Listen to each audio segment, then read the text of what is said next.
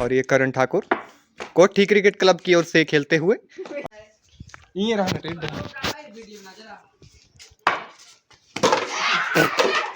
यहाँ पे MS धोनी हमारे साथ जुड़ चुके हैं। ये देखिए दोस्तों, ये मैंने डाल दिया इनको दाना और ये मजा आ गया। गाइस मुरब्बा खा लो। Hello friends, good morning. तो कैसे हैं आप लोग? आज के ब्लॉग में आपका स्वागत है। तो ये जल चुकी है आग। चलिए अभी मैं जा रहा हूँ नहाने के लिए बावड़ी के पास। तो अभी 10 बज चुके हैं। तो चलिए चलते हैं और बाहर का भी व्यू दिखाते हैं आप। ये रहा ये वाला कमरा और ये रहा मेरा घर। तो चलिए बाहर का व्यू दिखाते हैं आपको, बढ़िया वाला। ये आप देख सकते हैं आज का व्यू। बहुत ही अच्छी धूप। और ये अमन प्रभु और ये कार्तिक प्रभु। कैसे हैं आप लोग भाई लोग? बढ़िया, जय श्री राम। और ये भृंगी और ये श्रृंगी। पिछले ब्लॉग मैंने अब तो बताया था कि जूली की डिलीवरी हो गई है। तो वहाँ वो घर दिखाई दे रहा है टीन शेड के नीचे, वहाँ पर वो डिलीवर कर दिया उसने अपने बच्चे। डॉग से फीमेल डॉग। तो उसका भी व्यू व्लॉग में लेकर आऊँगा उसको, अगर आप लोग बोलेंगे तो फिलहाल बिस्तर जो है ऐसे बिखरा पड़ा है हम दोनों भाई, तो इसे मैं सेट कर देता हूँ, फिर उसके बाद चलते हैं नहाने के लिए। तो ये देखिए, ये हो गया बिस्तर सेट। तो चलिए अब चलते हैं नहाने के लिए, लेकिन उससे पहले आपको बता देते हैं आज की चीफ गेस्ट ऑफ ऑनर हमारे प्रभु श्री राम। जय हो, राधे राधे, जय जय सीताराम, हर हर महादेव। श्री गणेश जी, माता लक्ष्मी जी, माता सरस्वती जी, विद्या देना विद्या ददाति तदात्मना। जय हो, जय श्री भगवद गीते, जय जय सीताराम, जय नैनदेव। तो चलिए चलते हैं नहाने के। चलिए चलते हैं बावड़ी के लिए। और ये रहा हमारे गांव का रास्ता, सड़क जाता हुआ सड़क की तरफ। सड़क ज़्यादा दूर नहीं, नज़दीक ही हो रही गाड़ियाँ। और ये रहा पीछे का व्यू। और ये मैं ओमकार ब्लॉगर। और ये देखिए गाइस, हमारे गांव की पक्की सड़क। और ये हमारा गांव, बहुत बड़ा गांव। ये यहाँ से होता हुआ ऊपर तक। और ये रही हमारी बावड़ी, ये रखी बाल्टी। और ये मैं, चलिए आपको बावड़ी दिखाते हैं। ये सूर्यदेव भगवान शाश्वत और ये भगवान शिव। हर हर महादेव। चलिए नहा लेते हैं, नहाने के बाद मिलते हैं। ओम नमो भगवते वासुदेवाय नमः। ओम सूर्यदेवाय नमः। हर हर गंगे गोदावरी नर्मदे। हर हर महादेव।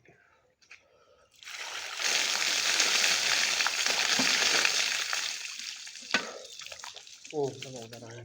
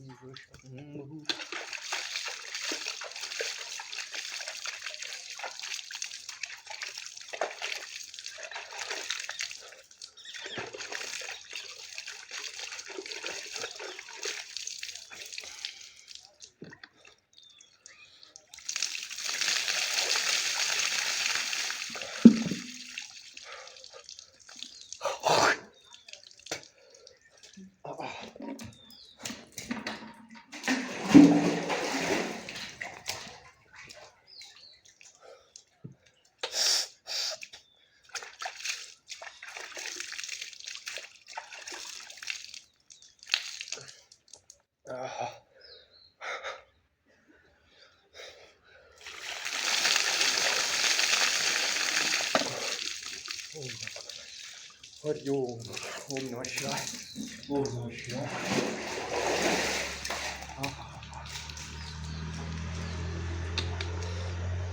तो चलिए प्रभु मिलते हैं। और ये मैं नहा गया हूँ, तो पानी वगैरह देने के बाद मिलते हैं आपको। गाइस तो अभी मैं नहा चुका हूँ, तो मैं जा रहा हूँ अभी घर के लिए पानी लेकर। और ये मैं पहुँच गया अभी बावड़ी से। चलिए, एषा ब्राह्मी स्थिति पार्थनैनां प्राप्य विमुह्यति स्थितित्वात् त्यक्त्वा स्यामन्तकाले अपि ब्रह्मा निर्वाणमृच्छति।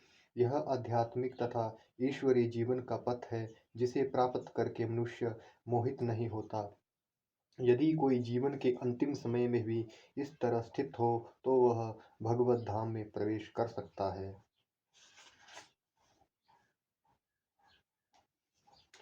तात्पर्य: मनुष्य कृष्ण भावनामृत या दिव्य जीवन को एक क्षण में प्राप्त कर सकता है और हो सकता है उसे लाखों जन्मों के बाद भी न प्राप्त हो, यह तो सत्य को समझने और स्वीकार करने की बात है। खट्वांग महाराज ने अपनी मृत्यु के कुछ मिनट पूर्व कृष्ण के शरणागत होकर ऐसी जीवन अवस्था प्राप्त कर ली। निर्वाण का अर्थ है भौतिकतावादी जीवन शैली का अंत।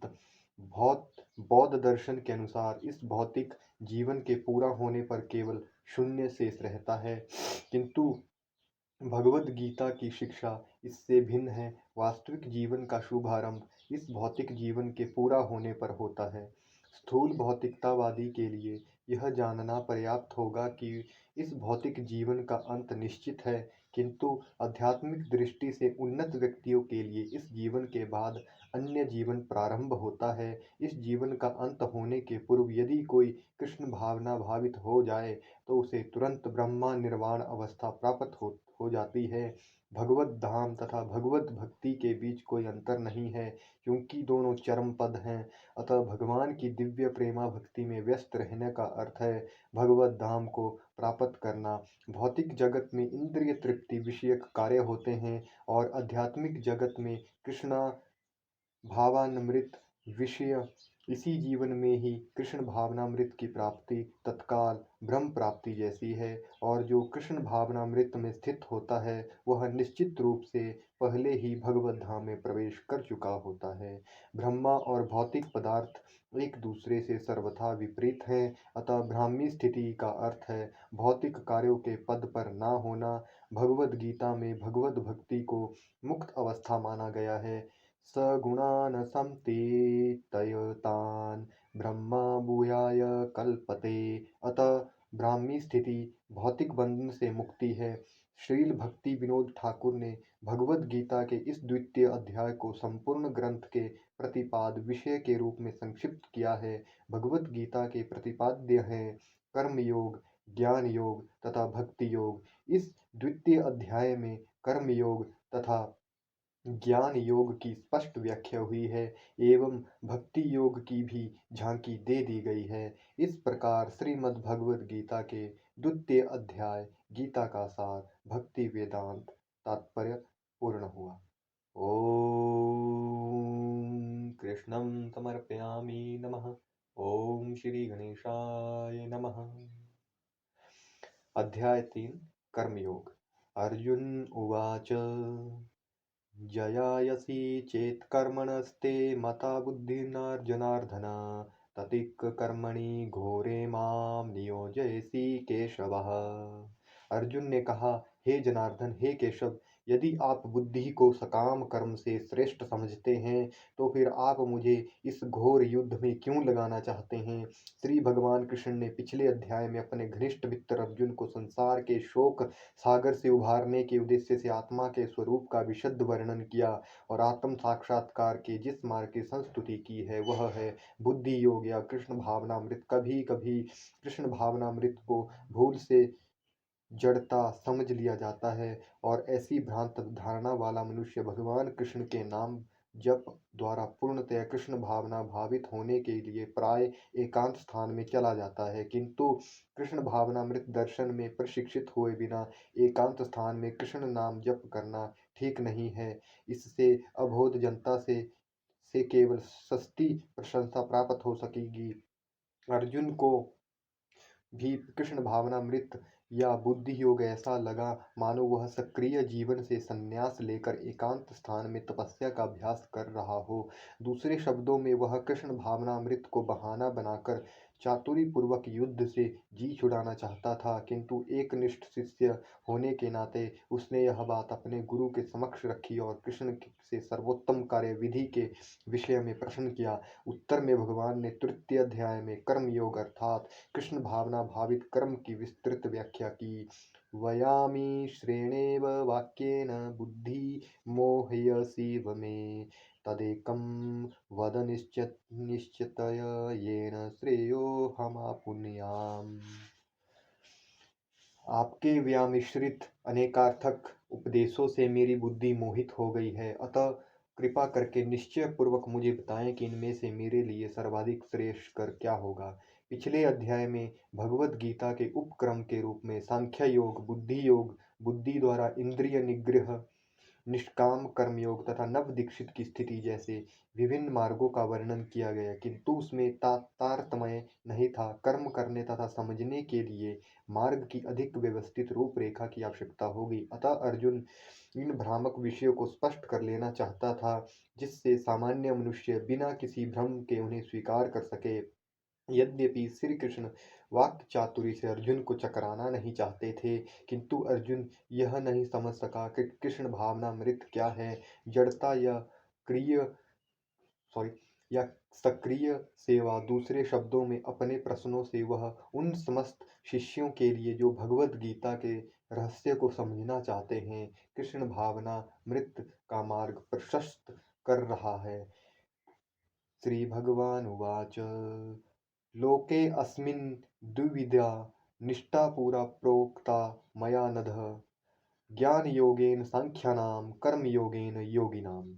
श्री भगवान ने कहा, हे निष्पाप अर्जुन, मैं पहले ही बता चुका हूँ कि आत्म साक्षात्कार का प्रयत्न करने वाले दो प्रकार के मनुष्य होते हैं। कुछ इसे ज्ञान योग द्वारा समझने का प्रयत्न करते हैं, कुछ भक्ति मय सेवा के द्वारा। द्वितीय अध्याय के 39वें श्लोक में भगवान ने दो प्रकार की पद्धतियों का उल्लेख किया है, सांख्य योग तथा कर्म योग या बुद्धि योग। इस श्लोक में इनकी और अधिक स्पष्ट विवेचना की गई है। सांख्य योग अथवा आत्मा तथा पदार्थ की प्रकृति का वैश्लेषिक अध्ययन के उन लोगों के लिए है जो व्यवहारिक ज्ञान तथा दर्शन द्वारा वस्तुओं का चिंतन एवं मनन करना चाहते हैं। दूसरे प्रकार के लोग कृष्ण भावनामृत में कार्य करते हैं, जैसे कि द्वितीय अध्याय के 61वें श्लोक में बताया गया है। 39वें श्लोक में भी भगवान ने बताया है कि बुद्धि योग या कृष्ण भावनामृत के सिद्धांतों पर चलते हुए मनुष्य कर्म के बंधनों से छूट सकता है तथा इस पद्धति में कोई दोष नहीं है। 61वें श्लोक में इसी सिद्धांत को और अधिक स्पष्ट किया गया है कि बुद्धि योग पूर्णतया परम ब्रह्मा विशेषतया कृष्ण पर आश्रित है और इस प्रकार से समस्त इंद्रियों को सरलता से वश में किया जा सकता है। अतः दोनों प्रकार के योग धर्म तथा दर्शन के रूप में अन्योन्याश्रित है। दर्शन विहीन धर्म मात्र भावुकता या कभी कभी धर्म अंधता और धर्म विहीन दर्शन मानसिक ऊहापोह है। अंतिम लक्ष्य तो श्री कृष्ण है, क्योंकि जो दार्शनिक जन परम सत्य की खोज करते हैं वे अंततः कृष्ण भावनामृत को प्राप्त होते हैं। इसका भी उल्लेख भगवद गीता में मिलता है। संपूर्ण पद्धति का उद्देश्य परमात्मा के संबंध में अपनी वास्तविक स्थिति को समझ लेना है। इसकी अप्रत्यक्ष पद्धति दार्शनिक चिंतन है, जिसके द्वारा क्रम से कृष्ण भावनामृत तक पहुंचा जा सकता है। प्रत्यक्ष पद्धति में कृष्ण भावनामृत में ही प्रत्येक वस्तु से अपना संबंध जोड़ना होता है। इन दोनों में से कृष्ण भावनामृत का मार्ग श्रेष्ठ है, क्योंकि इसमें दार्शनिक पद्धति द्वारा इंद्रियों को विमल नहीं करना होता। कृष्ण भावनामृत स्वयं ही शुद्ध करने वाली प्रक्रिया है और भक्ति की प्रत्यक्ष विधि सरल तथा दिव्य होती है। ओम श्री गणेशाय नमः। ओम कृष्णाय नमः। ओम हरे कृष्ण कृष्ण कृष्ण हरे हरे, हरे राम राम राम हरे हरे, हरे कृष्ण कृष्ण कृष्ण हरे हरे, हरे राम राम हरे हरे।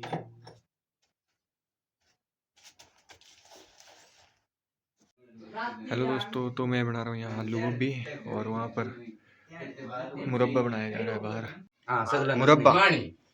मुरब्बा शर्ट भी बढ़िया शर्ट आई जदा ही छोड़ तो शर्ट भी बढ़िया। हाँ गाइस तो अभी चल रहा है मुरब्बा, आप देख सकते हैं, बढ़िया मजा आ गया। गाइस तो अभी खा रहा हूँ मैं चीनी, क्योंकि खट्टा खा लिया, उसमें मिर्ची बहुत ज़्यादा थी। अब उसको पचाने के लिए चीनी की आवश्यकता पड़ेगी।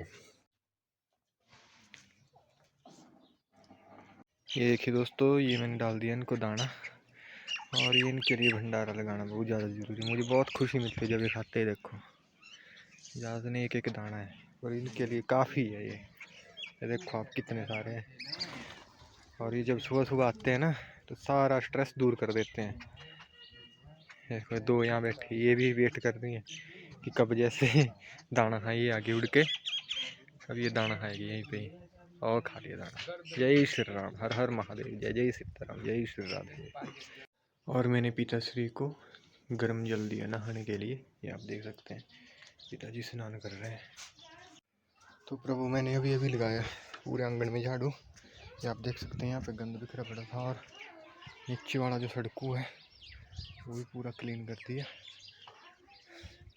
चलिए थोड़ी देर बाद लगाते हैं इस वाले घर के अंदर झाड़ू।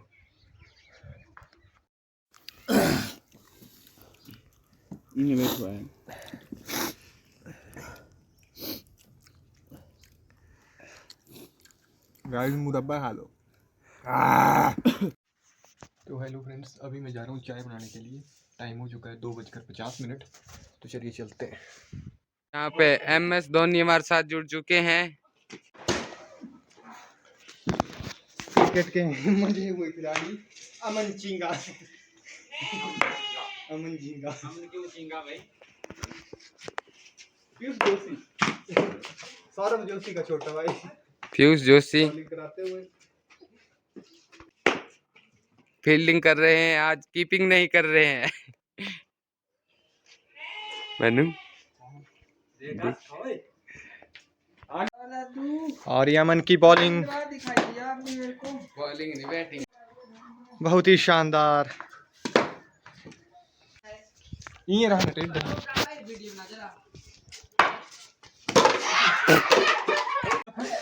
वहां से। और ये करण ठाकुर कोठी क्रिकेट क्लब की ओर से खेलते हुए, और ये क्रिकेटर क्या कर रहे हैं? दर्शकों के साथ आप ऐसा नहीं कर सकते। ओह नो गाइस, तो अभी मैं जा रहा हूँ पानी भरने के लिए, आप देख सकते हैं मेरा बाल्टी। हेलो नमस्कार दोस्तों, तो ये हो गया है सूर्यास्त का टाइम। तो अभी मैं आया हूँ पानी लेने के लिए। शाम के बज चुके हैं 5:51। तो चलिए कंटिन्यू ब्लॉग में ऐसे बन रही है, घर पे मिलते हैं। हेलो दोस्तों, तो ये देखिए मैं चाय बना रहा हूँ। मोहित के यहाँ से मैं दूध लेके आया गाय का। तो चलिए अभी हम चाय वगैरह बनाएंगे और चपातियाँ बनाएंगे। सब्जी वगैरह बन गई है, ये देखिए क्या बनाया आज, आलू गोभी बनी है बढ़िया। और अभी बस चपातियाँ बनानी बाकी संडे बंद तो मैंने कर लिया है।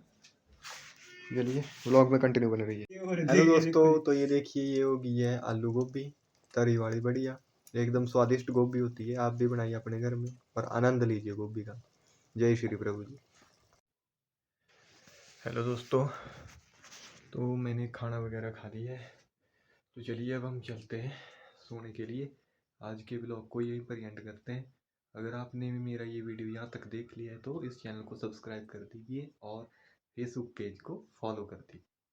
Okay, thank you. जय श्री राम, जय श्री राधे, जय जय सीताराम, हर हर महादेव। तो चलिए प्रभु, शुभ रात्रि आप सभी को। धन्यवाद।